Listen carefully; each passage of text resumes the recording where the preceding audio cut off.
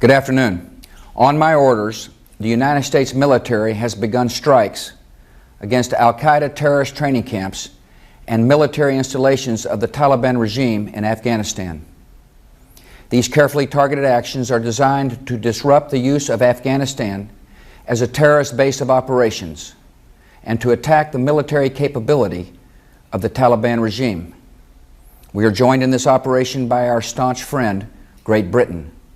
Other close friends, including Canada, Australia, Germany, and France, have pledged forces as the operation unfolds. More than 40 countries in the Middle East, Africa, Europe, and across Asia have granted air transit or landing rights. Many more have shared intelligence. We are supported by the collective will of the world. More than 2 weeks ago, I gave Taliban leaders a series of clear and specific demands. Close terrorist training camps, hand over leaders of the al-Qaeda network, and return all foreign nationals, including American citizens unjustly detained in your country. None of these demands were met. And now, the Taliban will pay a price. By destroying camps and disrupting communications, we will make it more difficult for the terror network to train new recruits and coordinate their evil plans. Initially, the terrorists may burrow deeper into caves and other entrenched hiding places. Our military action is also designed to clear the way for sustained, comprehensive, and relentless operations to drive them out and bring them to justice. At the same time, the oppressed people of Afghanistan will know the generosity of America and our allies. As we strike military targets, we will also drop food, medicine, and supplies to the starving and suffering men and women and children of Afghanistan. The United States of America is a friend to the Afghan people, and we are the friends of almost 1 billion worldwide who practice the Islamic faith. The United States of America is an enemy of those who aid terrorists and of the barbaric criminals who profane a great religion by committing murder in its name.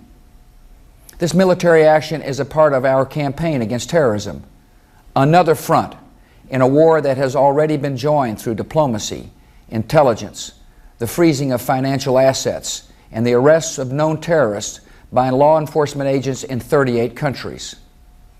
Given the nature and reach of our enemies, we will win this conflict by the patient accumulation of successes, by meeting a series of challenges with determination and will and purpose. Today we focus on Afghanistan, but the battle is broader. Every nation has a choice to make. In this conflict, there is no neutral ground. If any government sponsors the outlaws and killers of innocents, they have become outlaws and murderers themselves, and they will take that lonely path at their own peril. I'm speaking to you today from the treaty room of the White House, a place where American presidents have worked for peace. We're a peaceful nation. Yet as we have learned so suddenly and so tragically, there can be no peace in a world of sudden terror. In the face of today's new threat, the only way to pursue peace is to pursue those who threaten it. We did not ask for this mission, but we will fulfill it. The name of today's military operation is Enduring Freedom. We defend not only our precious freedoms, but also the freedom of people everywhere to live and raise their children free from fear. I know many Americans feel fear today, and our government is taking strong precautions. All law enforcement and intelligence agencies are working aggressively around America, around the world, and around the clock.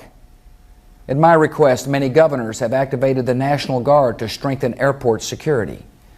We have called up reserves to reinforce our military capability and strengthen the protection of our homeland. In the months ahead, our patience will be one of our strengths. Patience with the long waits that will result from tighter security. Patience in understanding that it will take time to achieve our goals. Patience in all the sacrifices that may come. Today, those sacrifices are being made by members of our armed forces who now defend us so far from home, and by their proud and worried families. A commander-in-chief sends America's sons and daughters into a battle in a foreign land only after the greatest care and a lot of prayer. We ask a lot of those who wear our uniform. We ask them to leave their loved ones, to travel great distances, to risk injury, even to be prepared to make the ultimate sacrifice of their lives. They are dedicated. They are honorable. They represent the best of our country, and we are grateful.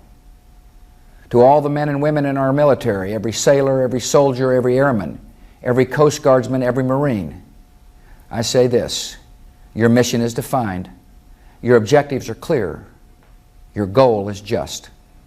You have my full confidence, and you will have every tool you need to carry out your duty. I recently received a touching letter that says a lot about the state of America in these difficult times. A letter from a fourth-grade girl with a father in the military. As much as I don't want my dad to fight, she wrote, I'm willing to give him to you. This is a precious gift, the greatest she could give. This young girl knows what America is all about. Since September 11, an entire generation of young Americans has gained new understanding of the value of freedom and its cost in duty and in sacrifice. The battle is now joined on many fronts. We will not waver. We will not tire. We will not falter. And we will not fail. Peace and freedom will prevail. Thank you.